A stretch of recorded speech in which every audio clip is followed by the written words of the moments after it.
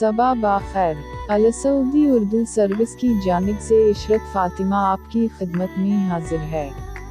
अस्सलामु अलैकुम। मुझे वो लोग अच्छे लगते हैं जो ज़िंदगी की तलखियों की वजह से खुद तलख नहीं होते, जो मुस्कुराते हैं और हल्के फूल के अंदाज़ में बात करते और सुनते हैं।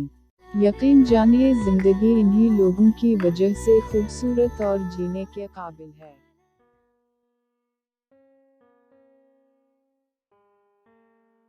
पर्दा पोशी में हिकमत। एक मिस्री आलम का कहना था कि मुझे जिंदगी में किसी ने लाजवाब नहीं किया सिवाय एक औरत के जिसके हाथ में एक थाल था जो एक कपड़े से ढंपा हुआ था। मैंने इससे पूछा थाल में क्या चीज है? वो बोली अगर ये बताना होता तो फिर ढंपने की क्या जरूरत थी। बस इसने मुझे शर्मिंदा कर डाला। ये एक दिन का हकीमाना कौल नहीं बल्कि सारी जिंदगी की दानाई की बात है। कोई भी चीज छपी हो तो इसके इंकिशाफ की कोशिश ना करो। किसी भी शख्स का दूसरा चेहरा तलाश करने की कोशिश ना करें ख्वाह आपको यकीन हो कि वो बुरा है।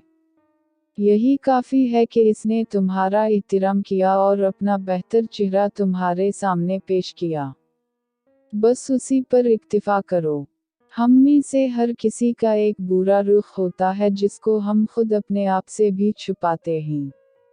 अल्लाह ताली दुनिया व आखिरत में हमारी पर्दा पोशी फरमाए, वरना जितने हम गुनाह करते हैं अगर हमें एक दूसरे का पता चल जाए तो हम एक दूसरे को दफन भी ना करें। जितने गुनाह हम करते हैं इससे 1000 गुना ज्यादा करीम रब इन पर पर्दा फरमाता है। कोशिश करें कि किसी का ऐब अगर मालूम भी हो तो भी बात ना करें। आगे कहीं आपकी वजह से इसे शर्मिंदगी हुई तो कल क़यामत के दिन अल्लाह पूछ लेगा कि जब मैं अपने बंदे की पर्दा पोशी करता हूँ तो तुमने क्यों पर्दाफाश किया। ऐसी और बहुत सी वीडियोस के लिए हमारे चैनल को सब्सक्राइब करें और वीडियोस को लाइक भी करें।